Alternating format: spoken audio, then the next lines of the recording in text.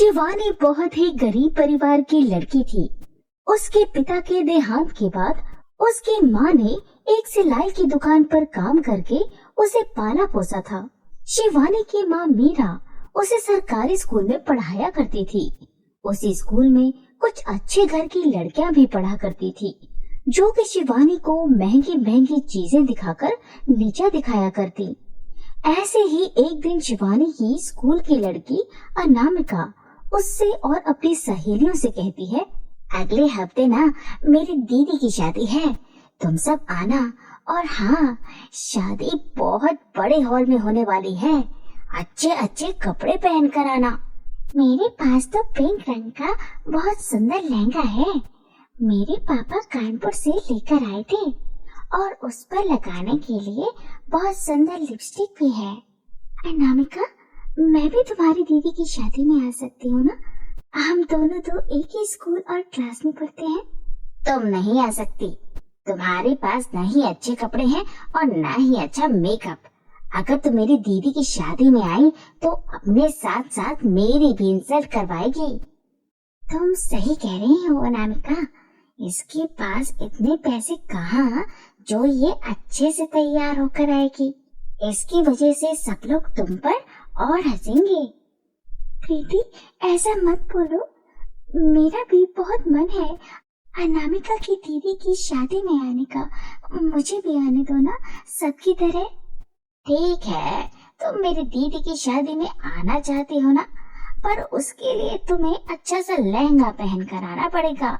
मैं नहीं चाहती कि तुम मेरी भी इंसल्ट करवाओ। ठीक है, मैं आज ही मेरी मम्मी से बोलती हूँ कि मुझे अच्छा सा लहंगा दिलवाएं।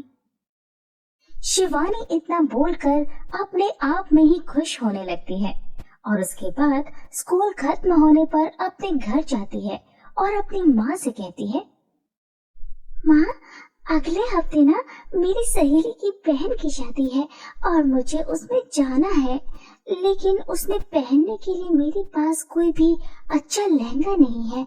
आप मेरे लिए नया लहंगा ले आओ ना। मेरी बच्ची, मेरे पास इतने पैसे नहीं है कि मैं तेरे लिए लहंगा ला सकूं।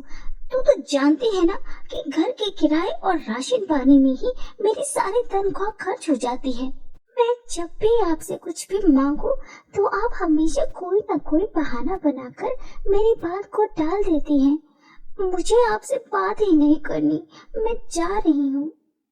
सुन तो बेटी, नाराज क्यों होती है? मीरा शिवानी को आवाज लगाती रहती है, लेकिन शिवानी किसी की नहीं सुनती और अपने घर से भागते हुए दूर एक जंगल की तरफ जाती है और कुएं के पास में बैठकर रोने लगती है। जब भी मैं अपनी माँ से कुछ भी मांगती हूँ तो वो हमेशा कोई न कोई बहाना बना देती है। मुझे बस एक लहंगा चाहिए, मैंने उनसे कुछ ज्यादा थोड़े ही मांगा है जो वो ऐसे गुस्सा हो रही है। शिवानी इतना बोलकर रो ही रही थी कि तभी उसे एक अजीब सी आवाज आती है, जो कि उसी कुएं के अंदर से आती हुई सुनाई दे रही थी।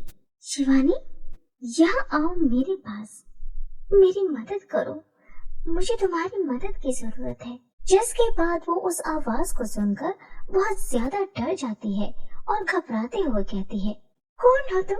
मैं जादुई परी हूँ जो कि एक श्राप की वजह से इस कुएं में फंस गई हूँ। मेरी मदद करो और उसके बाद जो जो तुम्हें चाहिए वो सब मैं तुम्हें दूंगी। ये मेरा वादा है तुमसे। ठीक है, बताओ आखिर मैं तुम्हारी मदद कैसे कर सकती हूँ? मैं जादूगर के श्राप की वजह से इस कुएं में फंस गई हूँ। मेरा नाम अबोली है। अगर कोई भी 3 बार मेरा नाम लेकर मुझे पुकारेगा तो मैं हमेशा के लिए आजाद हो जाऊंगी। परी की बात सुनकर शिवानी का दिल करता है कि वो परी की मदद करे और उसे कुएं से आजाद करे। जिसके बाद वो 3 बार अबोली परी का नाम लेकर उसे पुकारती है और तीसरी बार नाम लेते ही परी उसके सामने प्रकट हो जाती है और कहती है, शिवानी, मेरा नाम अबोली है। मैं पूरे 25 वर्षों से इस कुएं में फंसी हुई थी। हर कोई मुझसे डर कर मेरी मदद नहीं करता था, लेकिन तुमने मेरी मदद की और मैं तुमसे बहुत खुश हूँ। शिवानी, 25 साल मेरे इस कुएं में रहने की वजह से ये जादुई कुआं बन गया है। तुम इस कुएं से जो भी मांगोगे ये तुमको दे देगा। बताओ तुमको क्या चाहिए? अब बोले दीदी, मुझे शादी में जाना है तो मुझे एक सुंदर सा लहंगा चाहिए। मेरी माँ बहुत गरीब है तो मुझे नया लहंगा खरीद कर नहीं दे सकती। अगर ये जादुई कुआं मुझे एक नया लहंगा दे देगा तो मेरी बहुत मदद होगी। शिवानी इतना बोलती है कि तभी जादुई कुएं से एक सुंदर सा लहंगा प्रकट होता है और वो लहंगा देखकर शिवानी बहुत खुश हो जाती है कि तभी अबोली परी कहती है, ये लो शिवानी, तुम्हारे लिए कुएं की तरफ से जादुई लहंगा, और ये लो मेरी तरफ से ये जादुई लिपस्टिक। जादुई लिपस्टिक? शिवानी, ये कोई मामूली लिपस्टिक नहीं है, ये एक जादुई लिपस्टिक है।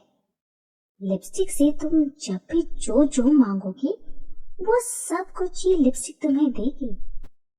परी दीदी, मेरी माँ के पास इतने पैसे नहीं थे कि वो मुझे एक लहंगा खरीद कर दे सकती।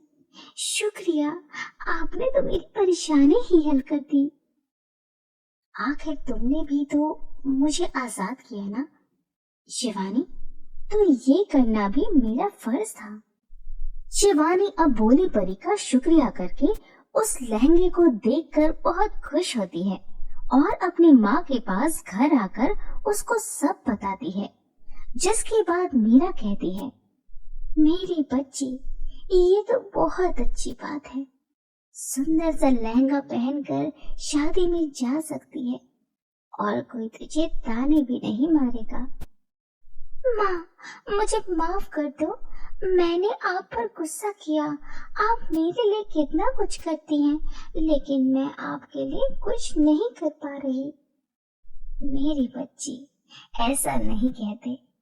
तुझे तेरी गलती का पछतावा है, मेरे लिए यही बहुत है। दिन बीतते हैं और कुछ दिन बाद शिवानी उस सुंदर से लहंगे को पहनकर और लिपस्टिक को लगाकर शादी में जाती है और उस जादुई लिपस्टिक से वो लहंगे से मैचिंग की ज्वेलरी और सैंडल भी मांग लेती है। और जब शिवानी की सहेली अनामिका और उसकी बाकी सहेलियां उसे देखती हैं, तो उसकी खूब तारीफ करती हैं और अनामिका कहती है, सच में शिवानी, तेरा लहंगा तो बहुत ही सुंदर है। मुझे तो लगा था तो एक सिलाई करने वाली की बेटी है तो बहुत गरीब होगी, लेकिन तेरा लहंगा इतना सुंदर है कि तू गरीब नहीं लग रही। मैं वादा करती हूँ कि अब से तेरा मजाक नहीं बनाऊंगी। थैंक्स अनामिका, मुझे अच्छा लगा कि अब तुम मेरी दोस्त बन गई हो और मुझे कभी भी ताने नहीं दोगी। सच में शिवानी, तुम्हारा लहंगा बहुत सुंदर है। मुझे भी ऐसा लहंगा चाहिए। क्या तुम ऐसा ही एक और लहंगा मेरे लिए भी ला सकती हो? हाँ हाँ, क्यों नहीं। अगर तुम चाहो तो कल मैं तुम सब के लिए भी ऐसा ही सुंदर लहंगा लेकर आ सकती हूँ। हाँ हाँ जरूर, मुझे भी ये सुंदर सा लहंगा बहुत पसंद आया, तो हम सब के लिए ऐसे ही सुंदर लहंगे ले आना। जिसके बाद फंक्शन से लौटने पर शिवानी अपनी जादुई लिपस्टिक को निकालती है और उससे अपनी सहेलियों के लिए भी सुंदर लहंगे मांग लेती है।